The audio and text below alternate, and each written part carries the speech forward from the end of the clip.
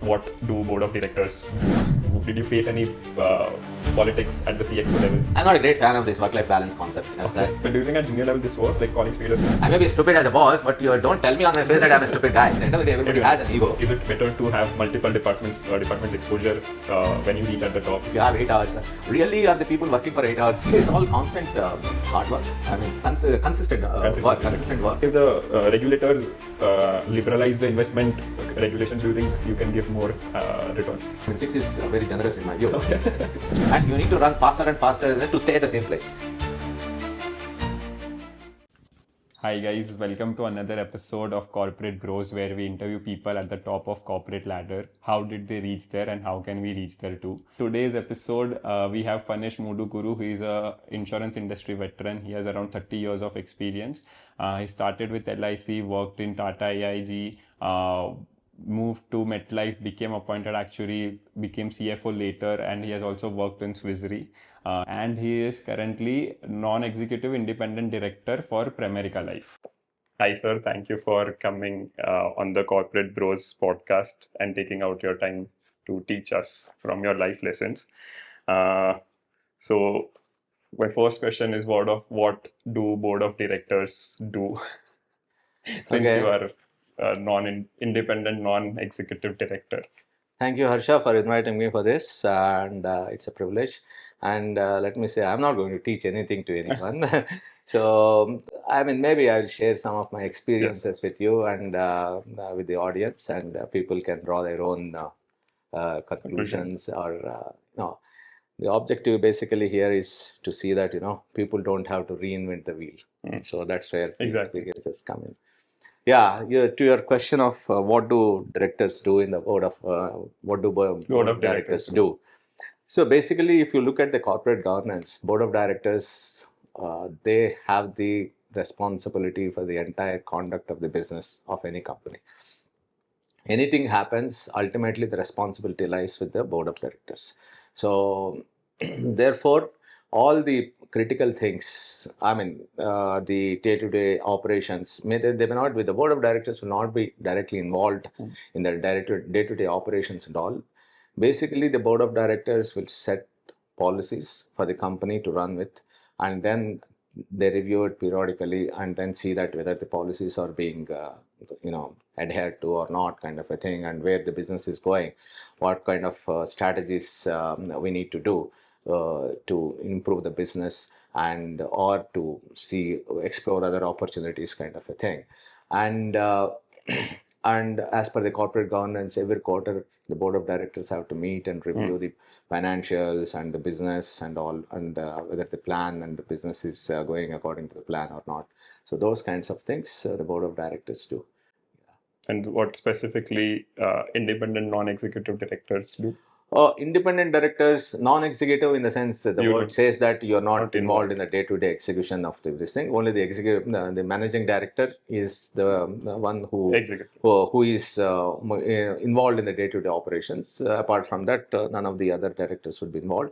But non-executive, basically we say that to distinguish you from any kind of executive directors who are involved in the day-to-day operations but being on the board, kind of a thing. And independent directors, it is a mandate of the Companies Act basically to see that you are seeing from an outsider's perspective. I mean, it's a fresh pair of eyes to see the business and all, apart from the non-shareholders. You're not representing any of the shareholders.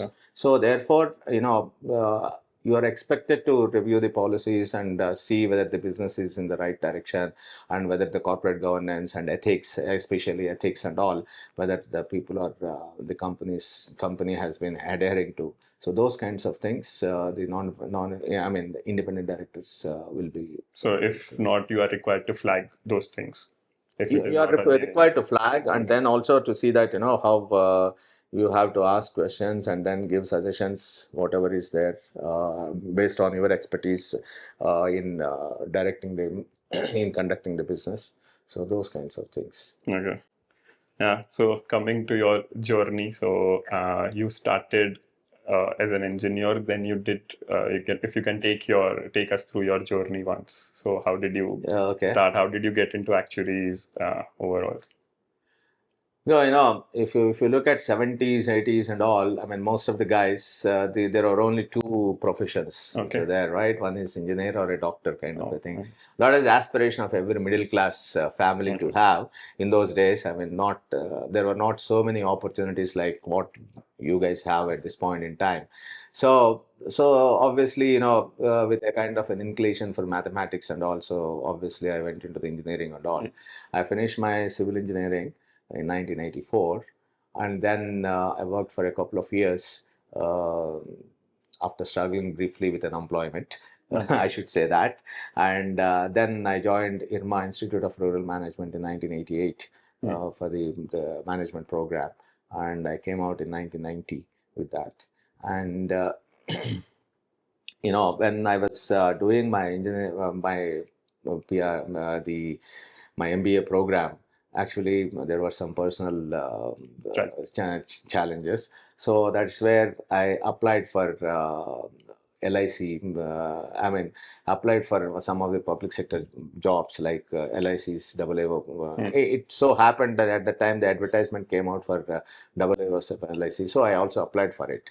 So I got selected, and then in 1991, I graduated in 1990. I finished my my MBA in 1990, and I worked for 1 year with the National Dairy Development Board as a project finance executive.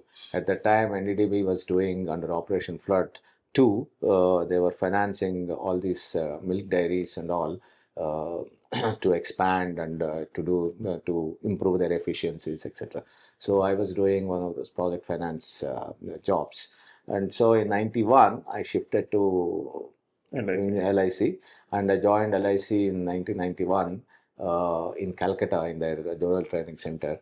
And after finishing my training in 1992 January, I was posted to Kolhapur in a branch. Okay. And then when we were in the training, at that point in time, one Mr. Govindan, if I remember correctly, he came to take a lecture on actuarial aspects and all those things. That was the first time we heard the word actuary in in our this thing. So there is a word like actuary exists in this world. So that's what at that point in time we heard that. So then we joined our jobs and all those things, and then Actuarial Society of India was conducting the actuarial exams at that time, and I did not uh, think of doing this because the entrance was a deterrent. I'm not such a great intellect to pass these kinds of exams, so so I just took a back seat. But then in '97, around one of my junior batchmates. So he casually mentioned to me that today the engineers get exemption from the entrance exam from ASI.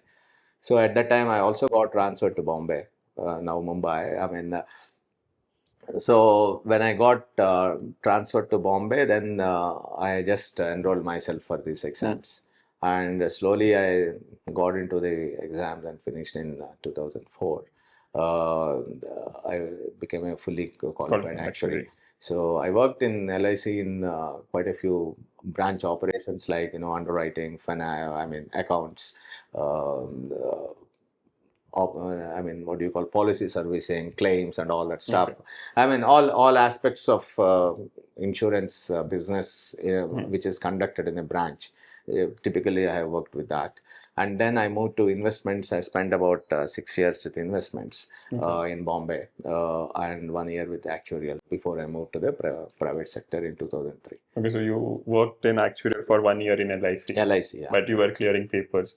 Yeah. But what motivated to get into actuaries in the first place? What was it like?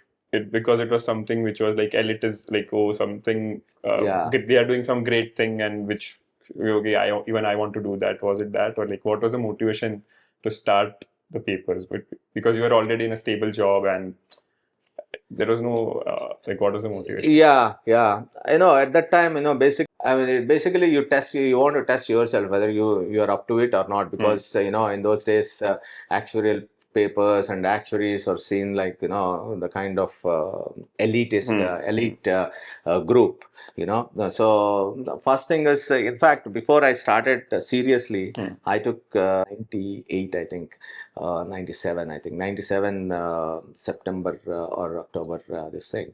The first session, I took it as a test, this thing, paper, to see whether I would be able to cope up with the material and all that stuff. And somehow I narrowly failed with about 5 to 6 marks shortage. So that gave me confidence that I would be able to do it, right?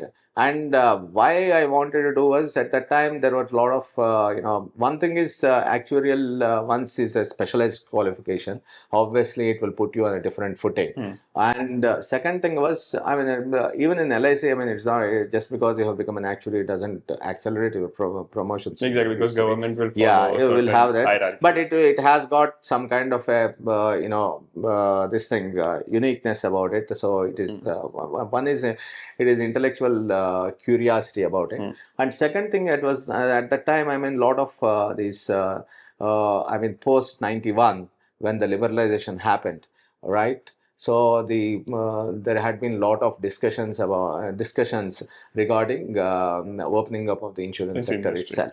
So those are the two things which really made me think about pursuing these exams. So that's how I got into actuarial. And then you moved from LIC to Tata, which is a private company. So what was the, again, because government has a stable and so safe. So what was the motivation? Is it because better pay? Because actuaries, that, like, I feel that was the golden period for qualified actuaries, because a lot of companies were coming in and very less actuaries in the market. So was it that motivated you, or was it something challenging? Yeah, obviously, I mean, career progression, definitely. I mean, that is, I mean, I would be lying if I say that, some, this thing, I don't really, I mean, it is basically for the career progression. And also you would learn more in a private sector. And also this sector was opening up. So therefore, I thought the opportunities would be much better there. And so that's how and also it will give you an opportunity to learn more. Because when new companies start their work, obviously you will have to do a lot more things. So that is how I got into, and I got selected into Tata AIA. I joined there and spent about 3 years with them. And then moved to Metlife. And then moved to Metlife. And Metlife, you moved directly as appointed actuary? Or? No, I was chief actuary from 2006 to 2007. And then in 2007, I became an appointed actuary. What is difference between chief actuary and appointed actuary? I mean, basically, chief actuary would be looking more into the business and business aspects, business planning, and all those things, and would not have any kind of regulatory responsibilities in terms of signing the statutory valuations and all those things. And there used to be one very senior actuary, Mr. K.P. Sharma. Late Mr. K.P. Sharma was the appointed actuary at the time, and I learned quite a few things from him at that point in time. So, do you think working in LIC, when you were doing all the other departments for, let's say, policy servicing, underwriting, so other departments, did it help when you became actuary, because you had a better understanding of other departments working? Or do you feel like, is it better to have multiple departments exposure when you reach at the top, so you can communicate better with other team members or the head of departments of other teams?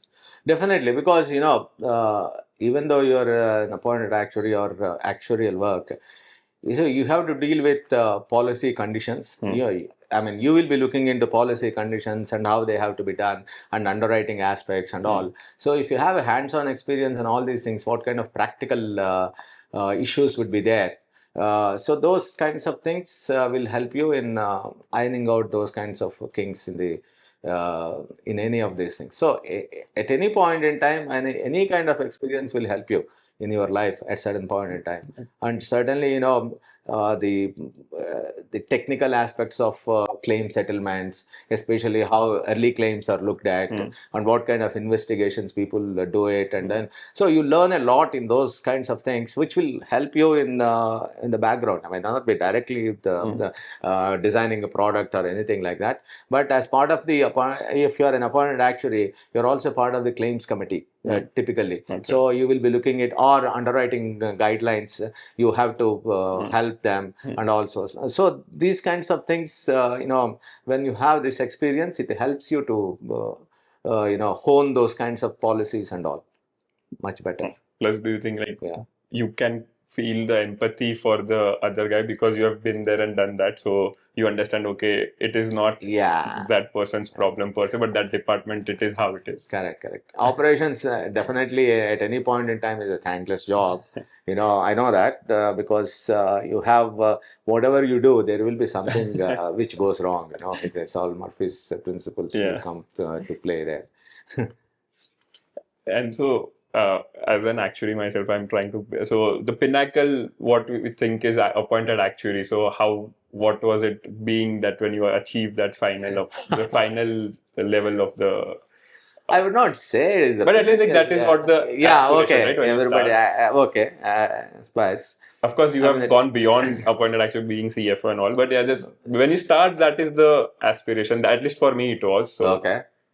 See, appointed actuary, the moment you become an appointed actuary, obviously you'll have a lot of responsibility on you. So that weighs you down, actually. Okay. One is the regulatory responsibility, and the second thing is the board responsibility. Because here, the regulator looks at you as the representative of the policyholders, and the board looks at you to be objective and help them with growing the business also, right? So these are two ends of the spectrum. Okay. So you have to balance these two spectrums, and how we have to do it is the challenge which the appointed actuary has to find. And most of the times, people generally come out with reasonable success in those situations. And if there is a kind of where it has to be, then that generally the judgment will be more towards the policyholders. Okay. That is what. And how you explain this to the board or the CEO. So that is where the communication comes into play. So it is, to be a successful appointed actuary, I believe it is not only the technical knowledge which you have, but also how effectively you communicate and how best you understand the business. So these are the three aspects which one has to keep in mind. And you grow in the business. You grow in the job, basically. You find new challenges every day, and you work with your teams and all, and how you work with CFO, with operations head, and sales distribution heads, because they will be looking to you for products and all. Okay. And CFO will be looking at you for appropriate resource. I would say that.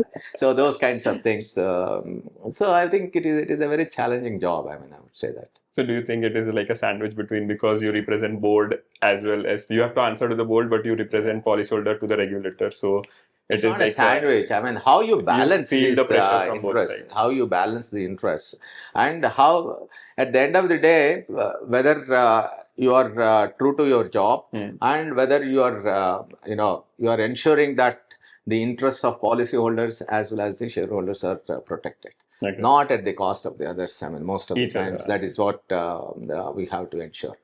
And you said there are few skills which you felt are necessary, like communication, business, understanding of the business. So how do we, people who are just starting out, can develop the skills, and what should we do to enhance the skills?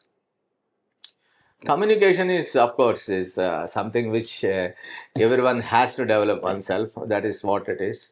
And and the second one is business. Business aspects, in the sense that you can never be in a, basically, if you're when you are working, for example, in the products, don't get stuck only with the product. Oh, whether I'm pricing this product, pricing product, and then just interacting with the product people and all those things. You understand what is the implications on the valuation side, and how it impacts your the capital requirements, and what kind of challenges would be there in implementing the product in the system and all those things. So you learn all those things, right? So this is how you slowly and try to understand various aspects of the business in terms of, not only the distribution, what kind of challenges the distribution people will be having in selling the product. And, as an actuary, you might have come out with a beautiful, brilliant product. I mean, technically it's very good, but very complex.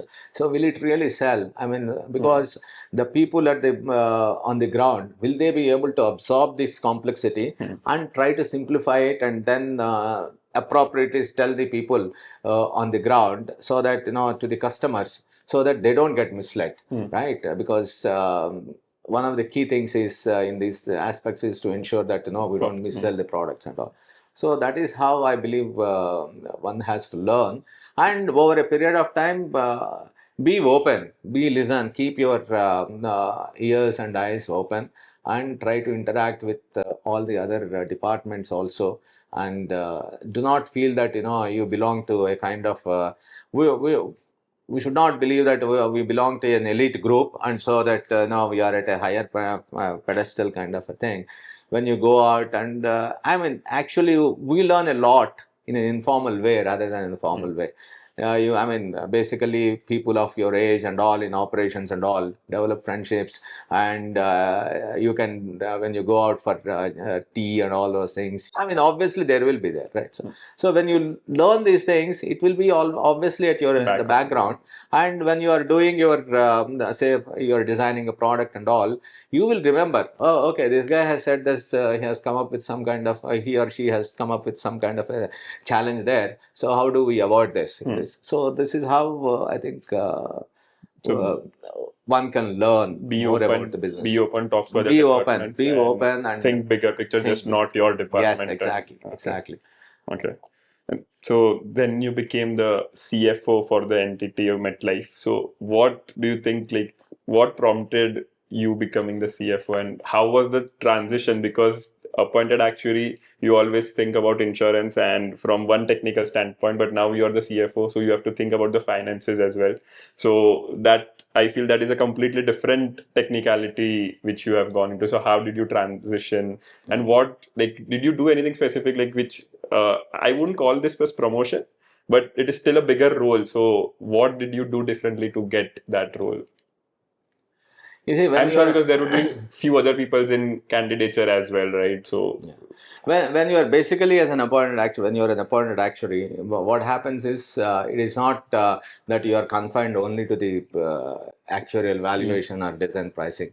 You will be involved in capital discussions. You will be involved in business planning. So when you are involved in that, automatically you get a lot of exposure to the finance side of it, right? Like what kind of and especially the investment side, because as an appointed actuary you will be on the investment committees and all those things, and see whether your assets and liabilities are matched or not, and what kind of mismatch is there, and how we are handling those things. So you will get a good idea about what kind of investments are there. And on the finance side, I mean, what are the kinds of assets which we have, and the kind of capital requirements. The CFO's one of the bigger, I mean, the primary roles is to ensure to manage the capital, right?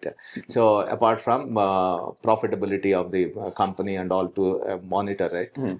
So basically, as an appointed actuary, you will be involved in all these things. So therefore, it is not such a big shift in the sense that, when you go from this job to there, as if you have to start looking at some different thing. So you would be relating to all these things. So it is only a continuation, I would say. But as you have rightly said, it is a much bigger role in terms of something on procurement would be there, and you will be more involved with the business discussions, like some distribution opportunities, those kinds of things, and where we can how to optimize the capital and all. So those kinds of things would happen.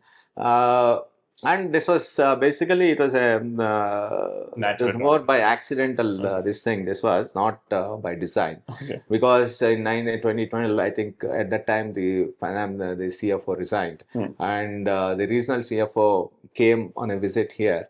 So at that time, I think the controller and I were coordinating all the presentations and all those things. And then during the interactions with us, then the regional CFO casually, I mean, he asked me whether I would be willing to take this position of CFO. I said, okay, give me a couple of days. And then after a couple of days, I discussed with my wife and all those things. And then I said that, okay, I will take this. So that's how it landed up. It is not by any kind of. What did you think for 2 3 days? The challenges which will be there, as you said, as I said, no, kind of how you will be more involved with shareholders discussions and the capital requirements and all those things. As an appointed actuary, you will say, I need this capital, right? Whereas here you need to manage the You capital. have to find the capital. Capital, you need to manage the capital.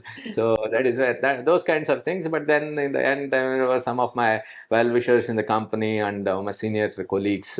They have said that it is a challenging job, you must take it. I mean, that kind of advice they gave me, and so I followed. Okay, I said that I will see what happens. So fortunately, I think I have been there for about 3 years as a CFO. But what do you feel like as a CXO when you are at the top? As a CFO is right next to the CEO. What kind of pressures do you feel from the, let's say, because there is, as a junior employee or the people at the bottom or the just people who are just starting? We CXO is like a dream position. So what kind of pressures do you feel which we don't understand when we are at our level? See, the pressures remain the same, whether you are an appointed actuary or a CFO, basically to ensure that the business is profitable, and then whether there is enough growth in the business, and how optimally we are utilizing the capital, right? So these are the things which, so that is where that is why I never felt it was a kind of a new strange job, because day to day you were also as an appointed involved in all these things. So yeah, even for appointed actually, like what pressure do you feel that, let's say, because let's say it is my aspiration to be appointed actuary, but some pressure that, apart from the business standpoint, what pressure do you feel like, okay, now I have to run the business. If I don't generate enough profits or enough returns there, do you feel like my job would be on the line? Do you feel that kind of, is there any pressure like that? It's not about the job being on the line. on the line. But obviously, you will be looking at the various aspects, like, it is, see, we have been, when as a management team, you are part of the management team, which makes certain promises to the shareholders or certain commitments which they give to the shareholders to our shareholders and the board of directors. It is our job to ensure that we deliver those commitments on those commitments. So that is where the challenge is. And so sometimes there would be the commitments could be more ambitious than they are practically possible.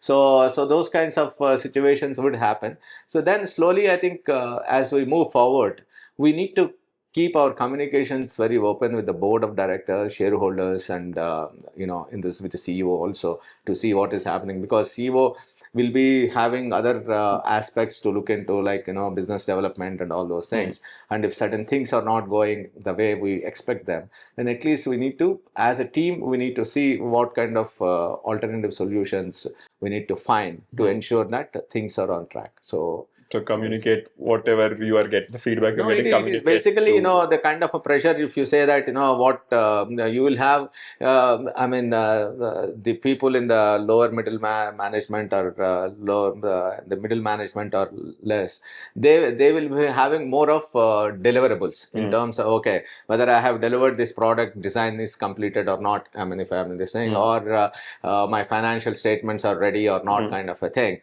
So those kinds of work-related pressures would be there. But at this level, it would be more about how to run the business kind of a thing, and also to ensure that you are compliant with the regulations, and you are not falling foul of any of the regulations or taxations.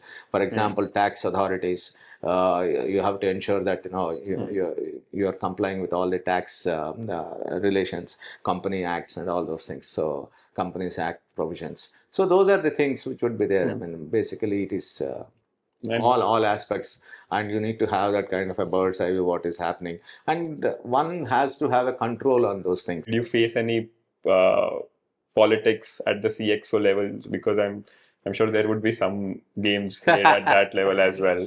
I'm not aware in the sense that, as long as you keep your head down and then do your job, then whatever is there, it really hardly, affects. But in hindsight, this thought works. See, But when on day to day something see, happens to you, what do you do then? when there are different people working, Huh. obviously there will be different viewpoints, right?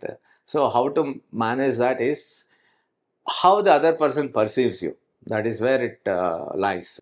If they see that you are a slimy guy, you do all these things to curry favor with somebody else, then they will also try to be there. But on the other hand, if you are, very straightforward, and even if you say call a spade, even if it hurts them, they know, okay, this guy is like this, but he doesn't mean any kind of, harm to you. So at least states the facts and states the truth. So that is where then nobody generally.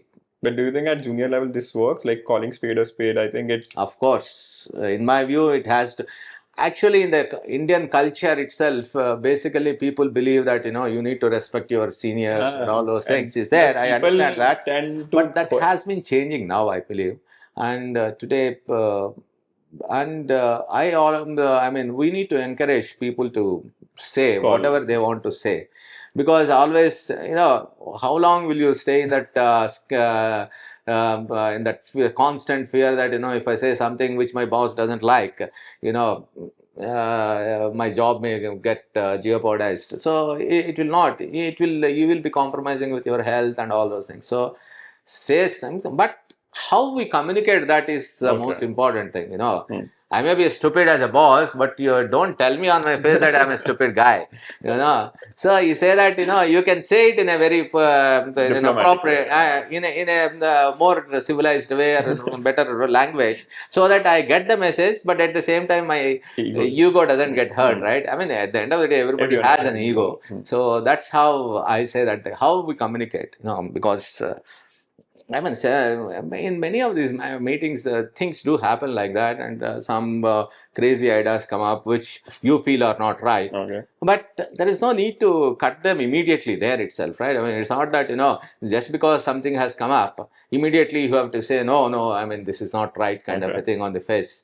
You can have a personal, private conversation and say that what you are saying may not make sense at that point in time, because I didn't want to say that there. So let us drop this. And so these are the reasons why.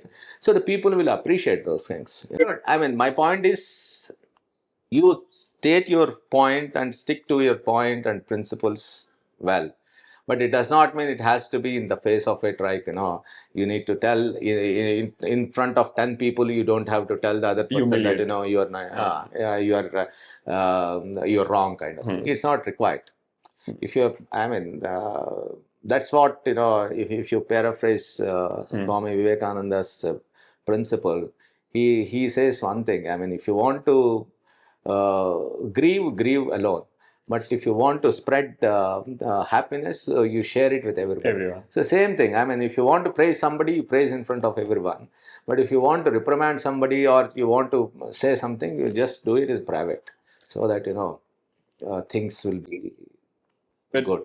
Of course, I can be wrong. The junior level, the managers, because my, let's say, appraisal, increment, promotion depends on my manager's input, and if he or she holds a grudge against me just because I didn't, or I called his idea that okay, it is not working or it is not worth it because I'm the one who is doing that particular work, and it might not work. So, but do you think it might trigger during that appraisal or promotion phase? People might hold on to a grudge. So. You see, if you are in that kind of a thing, I mean, sometimes it does affect. I mean, I'm not saying everything is lily white kind of a thing. No, definitely not. But there are ways of communicating. That's what I'm saying. Okay. So if somebody is if your manager is doing something, then that manager also has to justify to the boss, right? So why this rating or something like that, unless it is too big a group of 100 people where you are doing, you may not know that person. But in these typically these kinds of organizations and the 20, 30 people, 40 people, typically everybody knows everyone, right? And how everybody has been doing. And it is not that, you are being judged on one day's performance, right? So people will know how you have been performing every day. And over a period of 365 days, your performance would be observed by everyone, right? Including your bosses, even senior bosses also. So therefore, obviously, the senior managers also would be looking into it. So it's not easy for somebody to say that because I don't like your face, I'm going to give you some poor rating, right? That will not happen. Because at the end of, and it is not something, the work cannot be hidden, right? And these are all technical works, and all people will know what you are doing and whether you are good enough or not for to justify the salary which you are being paid to you. So obviously, it's not easy for somebody to snuff somebody out in a jiffy. Okay, so it is like you consistently perform well throughout the year, so this won't matter. I mean, but maybe given feedback like how to communicate and all those things. But that's the way I look at it. Okay. Yeah, so coming to that Swiss so because you are already CFO, so what was the motivation to move out of that position and move to Swiss Swiss honestly was more like a one is I just wanted to come back to Bangalore is one thing, and the second one was okay, it is a different kind of a work environment, so let me see how it works, kind of a thing. So I was there for about 3 years. I mean, basically there my responsibilities were not too business involved. It is more about overseeing the valuations of all the 3 regions, kind of a thing, and then just overall supervision in the sense to see that things are moving smoothly at all. And definitely it is not, it did not have any kind of day-to-day operational roles. So that way it is more relaxed job, I should say. Okay. So now you have worked in public domain, public LIC, public company, government company, I mean, and then private companies at the top, and reinsurance company. So direct reinsurance and government company. So what work culture difference do you see in all those three types of companies? And what was your preferred work? When I was working in LIC branch, obviously the stress was as much as I had in when I was working in this thing in a private sector. Because in terms of there also, I mean it's a myth that in LIC branches people will have a easy time, kind of a thing. It's not. Especially, I mean, the officers and all. I mean, even at junior levels also, because you will be having certain targets in terms of, for example, the business completion. So, and most of the business comes in the last few days. And when I was working in those days, it was not so much automated that you put in the proposal and then it goes through kind of straight through underwriting, and all those things were not there. Right? Manually, we used to underwrite the proposals and all those things, right?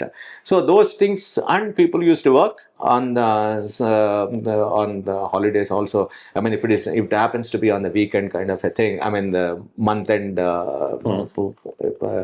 falls during the weekend, kind of a thing. Then people used to work on the weekends also. And similarly, in claims settlements, people will have certain targets. They need to achieve the targets and all.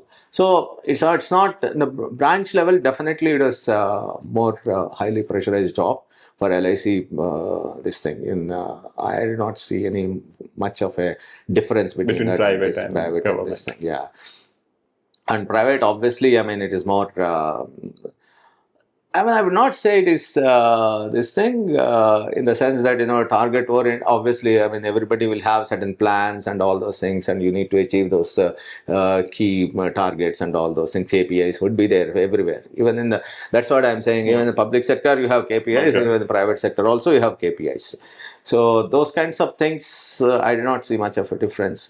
Yeah, in the reinsurance world, it's slightly different in the sense that don't have a day-to-day kind of pressures, like the policyholder coming and then you have to do something like that, or the product has to be delivered today, kind of a thing, or you need to face the regulator. So those kinds of things are not there. It has got its own. That to that extent, the pace is a bit even.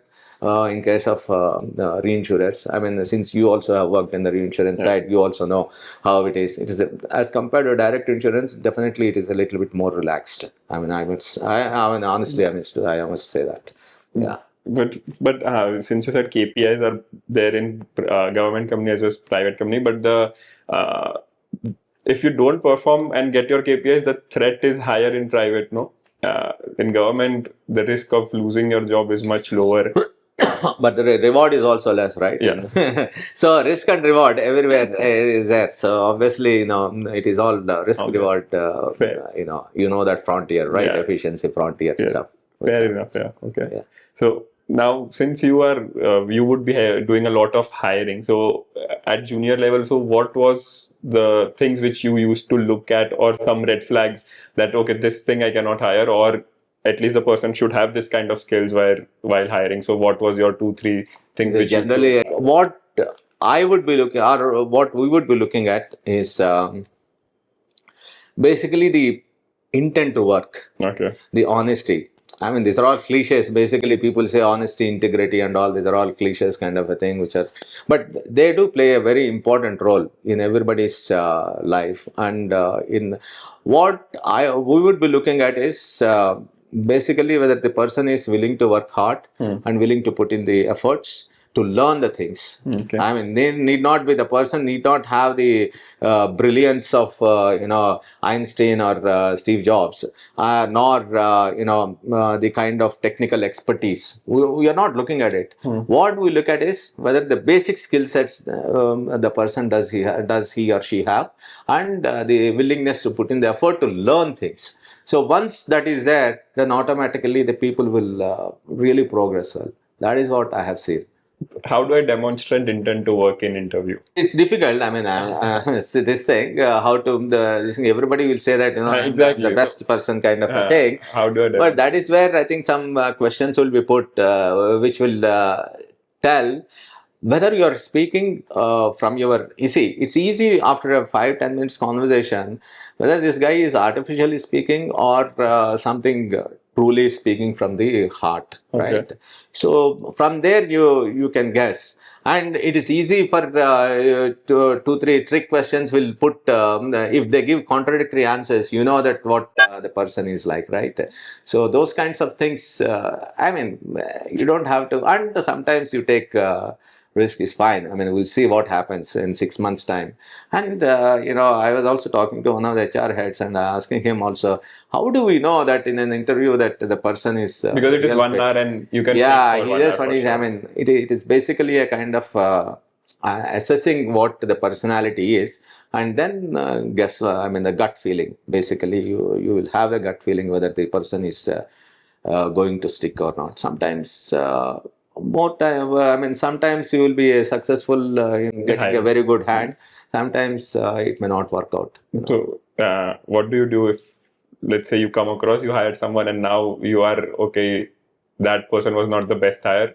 So what do you do? Do you go? Yeah, if the person try to is train not, we try to put. You see, hiring is not a cheap okay. Commodity, right?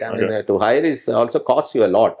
So obviously you will try to see what best you can do with the resources which we have, in terms of how to we train them. And you see, that is where I said that the willingness to work. If that is not there, even if you give the best of even if you send him to MIT and all, nothing is going to happen, right? So if the willingness is there, then we will put in extra efforts and see that we attach to the some senior guy and see that how mentor kind of mentorship and all those things we can do. But if that willingness is not there and this thing, then obviously the communications, there will be constant feedback mechanism. and at certain point in time we'll part ways. I mean, saying that that person's skills may be lying some maybe different, which some other industry may be may make use of. And so when you decide to promote someone from one level to another designation, so what kind of criteria do you see, or how do you decide out of 5 people whom to promote from those 5, let's say? Depends upon the job, nature of the job, first thing. Okay. And what kind of skill sets that person is bringing to the table. So those are the two main things. And then, of course, the experience and the kind of how one conducts oneself in these kinds of group meetings and all those things, and the skill sets in terms of communication and all those things, and whether they can because all people need not be for example may not be suitable for a group leadership position in terms of leading a team or something, a team of 10 people or 12 people. So there may be some individual performers. So I mean, they're very senior and all those things, and absolutely technically brilliant, and they just want to do that technical work and all those things. And if you want to put them as the head of this thing, first thing is they would not be interested in that kind of a thing, looking into everybody's problems and trying to solve these human relation issues and all that stuff. They would be more concerned about their own, whether my models are this thing, what kind of improvements I have made to the model and all those kinds of. So those we need to differentiate. So depending upon the job, you will be identifying people who will be suitable for that, and then you will pick who is the best amongst those things. So that is how one has to look at it.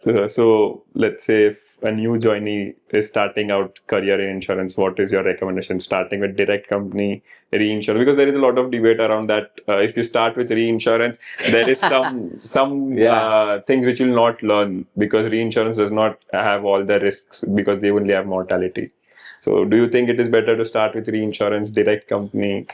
You see, I have spent a lot of time with direct insurers for almost 25, 30 years. So my bias will be towards direct insurance. So, so I mean, my friends in reinsurer may not like it, but, reinsurance, but, I think the environments are different. I mean, to be honest, this thing, the kind of challenges would be different between reinsurance and this thing. But in a direct this thing, I mean, the kind of pressures would be higher, definitely, in terms of the deliverables and all those things. But you learn a lot in terms of, you have so many challenges, like, you may have to as I said earlier also, like in reinsurance, I mean, you don't have the day-to-day challenges in terms of targets to be met or something like that, or the month-end valuation, you have to do it today kind of a thing. It may be a bit relaxed there, right? So that kind of a thing would be there. But I mean, if somebody is trying to learn something, they can learn anywhere, everywhere. And, but they have to see everything. Whether reinsurance or insurance or anything, and then even in a direct company you will have a reinsurance desk and all that stuff, right? So, and but that is the converse is not available in a reinsurance company, so you will not be able to see how the distribution challenges and all would be there. So those kinds of things you may not be able to experience it. So I think I would recommend direct company people to start with. I mean, to start with will help them much better, much more exposure in terms of the business and all those things is what the chances of getting exposure on the business side is much better in a direct company. And let's say you're asking me all controversial questions. That's why my first video got down. So let's say if you are if you were to give advice to your 25-year-old, seeing the journey, the way it panned out, what would you give yourself advice? Myself, let's say 25-year-old, what would you say to him? Well, how do I advise if after seeing my life, what kind of experience? What kind of advice would you think would be beneficial? I think my one single sentence is keep it simple. Okay. Keep it simple is my ultimate this thing. We tend to overcomplicate things in the long run. I mean, that's what I see. If some task is given or some problem comes up, we try to go into the what kind of a model is we need to apply, and this and that to analyze and all. Though, what is it we are trying to solve for is what we have to look at. Keep your why clear. Keep it simple, and then try to see what tools you have to solve that. Rather than putting first tools and then trying to see whether these tools can solve it. No, I mean, so try to keep the problem simple, and then try to see how we can find various solutions to that. And solution also needs to be a little bit more simple. Sometimes simplicity is the best solution, and it is the most complex thing. I mean, most difficult thing to have, right? So that's what I feel, and I think for all our actuarial, aspiring actuaries or the actuaries who have been doing it. So don't get wedded to any of your models, and then the result is, to this. We have to see the results in the context of the business and try to see whether it is making sense or not, and what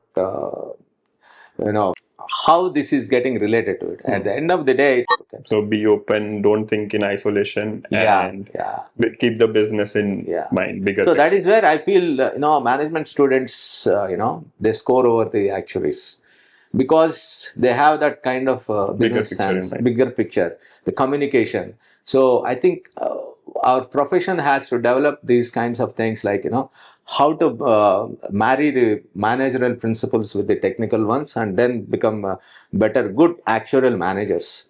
And of course, I'm very glad that the institute is having this communication skill paper and all those things. That is, I mean, do not confine that communication skill only to pass that paper. Really, I'm telling, that is very, very important. I mean, how we communicate. I mean, you see some of your senior guys, I mean, senior bosses, how beautifully they communicate things, even if it is something wrong.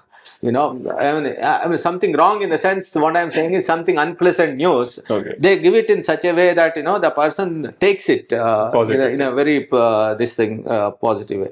See, how the art of saying no is something which is very difficult to master it, but we have to practice that. I mean, not that because for the sake of learning to say no, you don't say no for everything, but when it is required to say no, you have to say no, right? Try to, if any of your junior colleagues, if you have to, I mean, obviously as a manager, you will have certain kind of feedbacks to give, strong feedbacks. Give it in person and alone. And if you want to share some good things about a person, do it publicly. How did you develop your communication skills? So that is, I think, my MBA. This thing is one thing. There, they have this managerial communication paper will be there. One thing is that, I mean, of course, MBA definitely helps, and your command and language is important. You need to learn the language. You have to, and how do we develop that? When you read a lot of books. So I think even I would suggest to the guys that we have to learn or read a lot of the general books, generic books. I mean, forget about actuarial will be there. It's only part of your life. Read fiction, no problem. Read fiction, read non-fiction, anything. When you read it, our horizon expands, thinking expands, and then you will be more receptive to others' ideas and all those things. So I think that is something which one has to cultivate. Okay. And because you passed the actual papers in 6-7 years, and then after a break of 15 years, you gave one more paper. So what advice do you have people like us who are struggling to clear papers at a faster rate? I don't know. I think sheer luck, I should say. I passed the exam at the age of 57. I think in 2020, I passed SCA2 from the institute. But yeah, for first 7 years, you cleared the initial paper also in very quick time, 7 years. So what was your mantra, or what was your routine which helped you? I used to, I used to get up around 4:30 in the morning and okay. then read for about 2-3 hours before going to the office. And I must thank the Bombay locals because I used to spend 45 minutes going and coming and reading only. So I think it is all constant hard work. I mean, consistent work, Consistency is the key. consistent work, and trying to grasp the principles what they are there, and solve some previous papers and all those things is very important. We should look at the previous papers. I mean, how the answers are tackled in those questions when they are giving the answers. Various perspectives, I mean, especially at the SA level and all, ST level, different perspectives, the answer comes with from different perspectives, right? So it's a multi-dimensional answers which they give. So please read, I mean, I would strongly suggest that, one should go through the previous question papers and answers and all those things. And your work ex, I think this is the beauty of actuarial is here your work ex really helps you in passing the papers also. So you can bring in that kind of experience. I mean, it's not just whatever is a core reading kind of a thing. Whatever you learn on the job, you can put into the answers and all, and you get marks for those. So how do you manage your time and you find time to do activities which you like and find your hobbies, right? So what is your take on that? You see, 5 days of working is basically for the company, right? Yeah. And then 2 days are there for you to do whatever you want to do. And yeah, there has been a lot of debate now, right, on this in the market, in the media. And 70 hours. 70 hours, whatever it is. I'm not a great fan of this work-life balance concept as such, let me tell you, even though I'm an old man. But still, I believe that, when you are building your career, when you are building a business and all, it is that focus has to be there for that.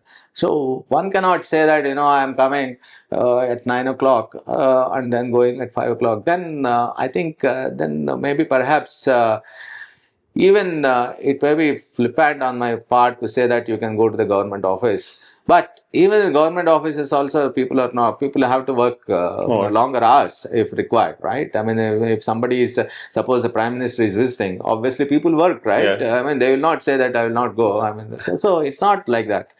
So the point is, yeah, whether there is an early burnout and all those things is happening. So that is where one has to look at one's own health issues and one's own, what that person wants to do, right? Is it really worth it or not? Or, you see, if you are not taking that kind of hard work and all those things, there are other options like, you can relax, and there are certain jobs which give you the basic things and all. But be happy with that. At certain point in time, you need to be happy with that, right? So that's what I tell people also. Somebody says that, okay, I don't want to compete with all these things, and fine. Then be satisfied. You be satisfied with whatever you are doing and all those things. But tomorrow, when your friend is taking a few leaps ahead of you and having some more, achieved certain fame and all, then one should not regret, oh, I should have done this kind of a thing. So that is what my point is.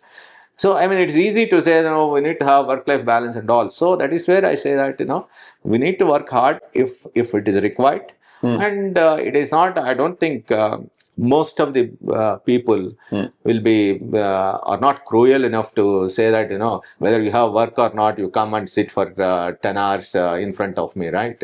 There will be some kind of exception would be there. I mean, I'm not saying that. That's why I said I use the word most of the guys, right?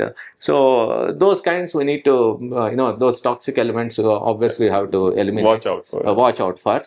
And if there are work and if you're learning things, put that effort.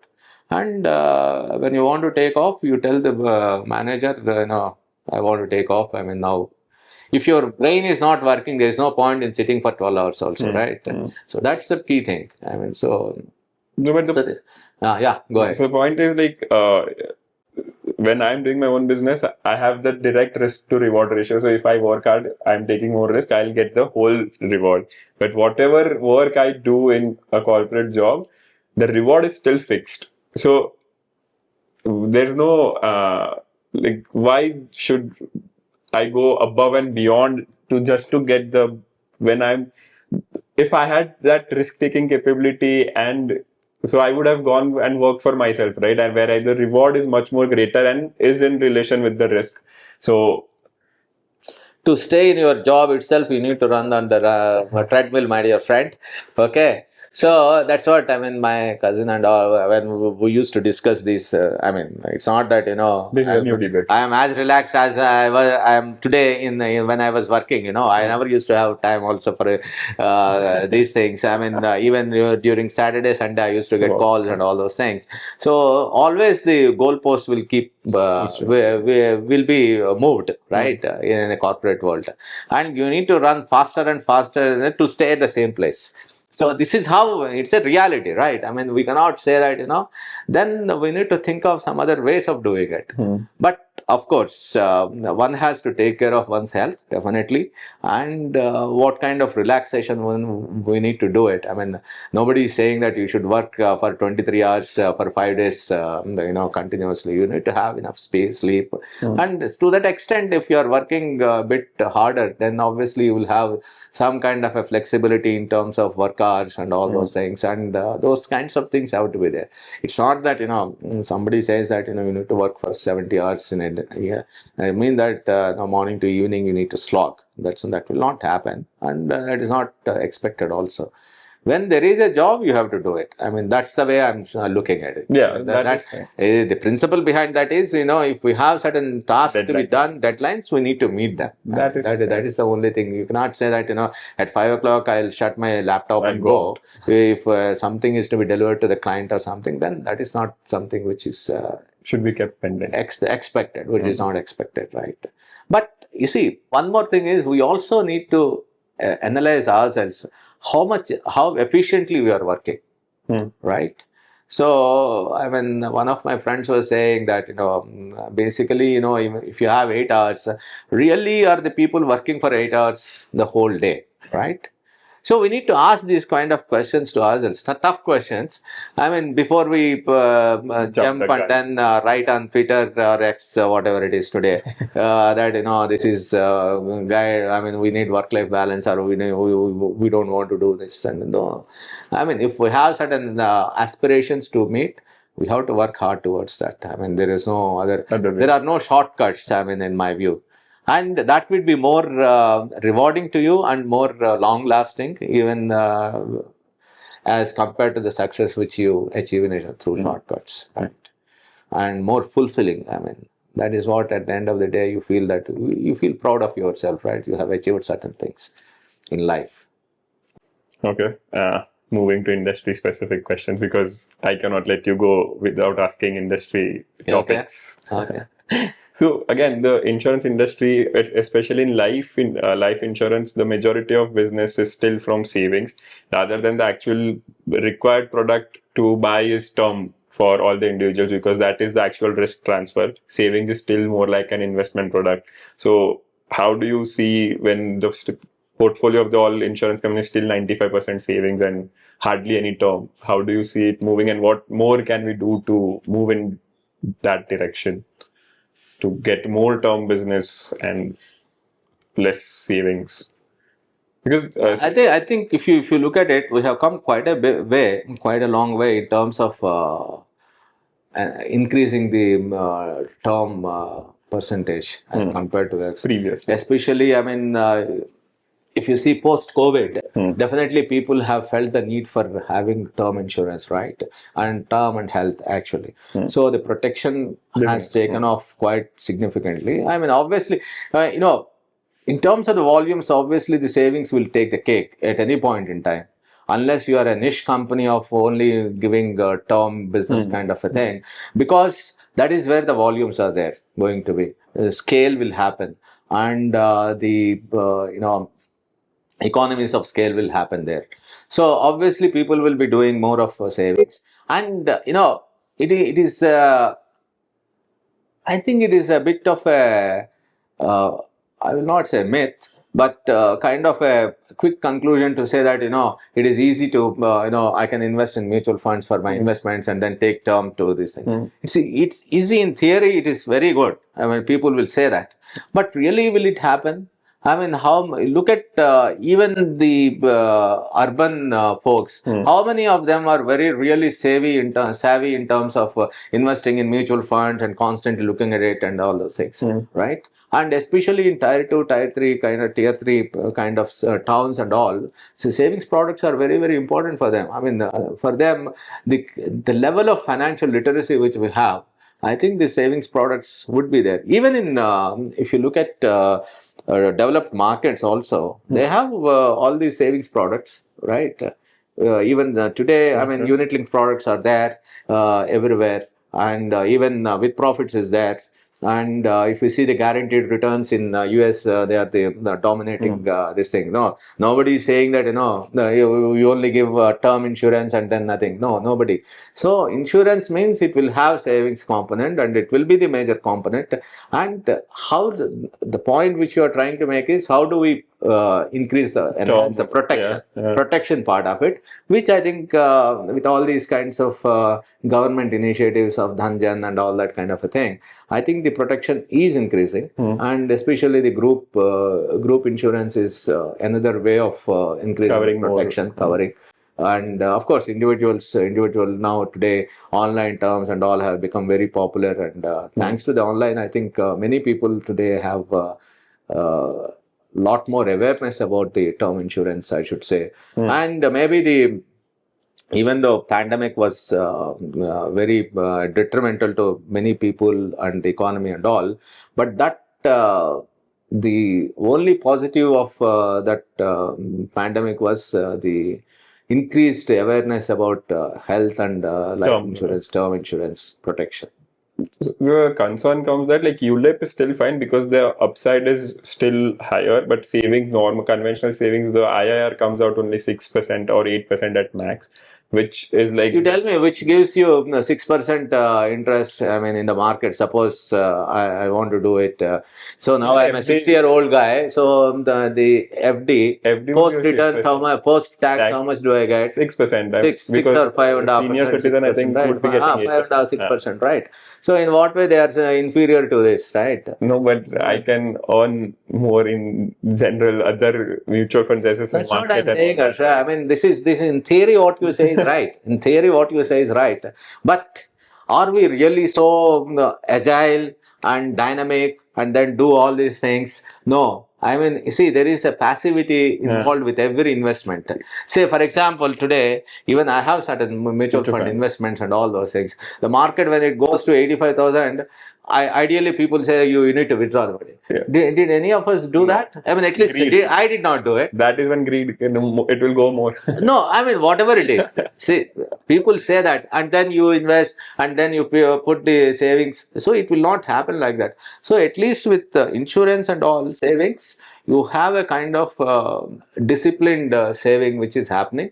And it gives at certain point in time. I mean, I agree that obviously the returns would not be as rosy as in a kind of a ULIP and all those things. Again, as I said earlier, it is all risk return kind of concept would be there. And today, non-par products are offering about 6%, which I am also not. I mean, 6 is very generous in my view. Okay.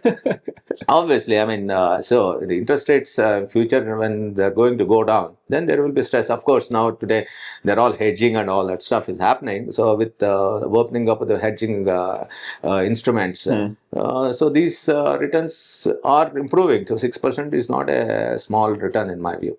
So especially when the fixed return for about 15-20 years, if somebody is giving it, it is good return in my view. So do you think if the regulators liberalize the investment regulations, do you think you can give more return? I think the regulations today are quite fine in my view. Okay. So what you have 50% in fixed income security, government bonds. 56. But if you look at most of the companies, they have more than 50% in government securities. So why are they doing it? They are not fools, right? I mean, investment CIOs, when they are doing it, I mean, obviously it is not. It is easy to say that you liberalize and make every 100% equity over 100% No, I'm saying that. I mean, the extreme. I'm taking it. So let us make it completely laissez-faire. I mean, everybody let them invest, but it will not happen. I mean, because at the end of the day, the guy who is sitting in that person, the person who is sitting in that chair and is bestowed with the responsibility of managing 100,000 crores or 200,000 crores, the lot of responsibility weighs on their shoulders. So obviously they will go for certain kind of minimum security which they need to give, right? Because at the end of the day, everybody's conscience gets weighed. It's not people cannot be reckless with their investments, right? So that is why I'm saying that even with 50%, when we are putting a cap on government or government related securities, today most of them have more than 60%, right? So it is not, there is nothing, and that is going to happen with the insurance investments, because there people, when they sit there, they will be looking at long-term returns and long-term safety of the funds. So it's not about today's returns and tomorrow's returns, right? It is 20 years, 30 It is 20 years, 30 years kind of a thing. So obviously they will have that kind of and they will make that trade-off between risk and return kind of a thing, and they will certainly go for the pump for the safetiness of the funds. Okay. I would be doing the same thing, even though I will be aggressively saying in this thing, right? We should have as much liberalization as possible. No, we should not. I mean, of course, nowadays, actually, if you see that people have started, I mean, at the beginning, nobody was investing in equities from the with profits fund. Today, people have started investing it, a little bit of it. So, because it depends upon the corpus size and the kind of comfort you have with the kind of what safety net you have in that. So then people will take those kinds of small risks. But to the other extreme, it will never happen. Even in the worldwide, if you look at it, the world in the investments of insurance, they would be more into fixed income security. It is more like we like the certainty of the returns more rather than more returns. Yeah. Okay. And one more question, like top 3-4 companies, let's say LIC, HDFC, Pru, cover of the 80% of the business, and the rest of the remaining companies are fighting for, let's say, 20 to 30% of the business. What could be the reason for this? Is it the trust factor, or is it just that they are just so big in the size that they capture the market? If you look at life insurance business, I mean, the trust, there is no issue with any of the companies, right, in terms of fulfilling their obligations towards the policyholders, because there are enough regulations, and even if some companies merged, so obviously the mergers happened, right? So there would be no issue in that. If you look at the insurance business as such, life insurance business, it is more of a push game, right? Rather than a pull game. I mean, nobody goes and buys. I mean, because every one of us thinks we are all eternal, right? So, unlike that is what Dharmaraja says in Aranya Parva, right? So that when I was asked what is the strangest thing which you find in the world, he says that everybody cries for the guy who is deceased. I mean, despite and. Even though the person knows that he is not going to live forever. So that is the strangest thing. So like that, so we are not running to the insurance companies to get protection and all those things. So obviously the distribution is the key thing, right? So the 3-4 companies which you have been talking about, they have a strong distribution. Say for example, LIC has the strongest agency distribution, right? I mean, it's been there for about 60, 70 years, 70 years almost, right?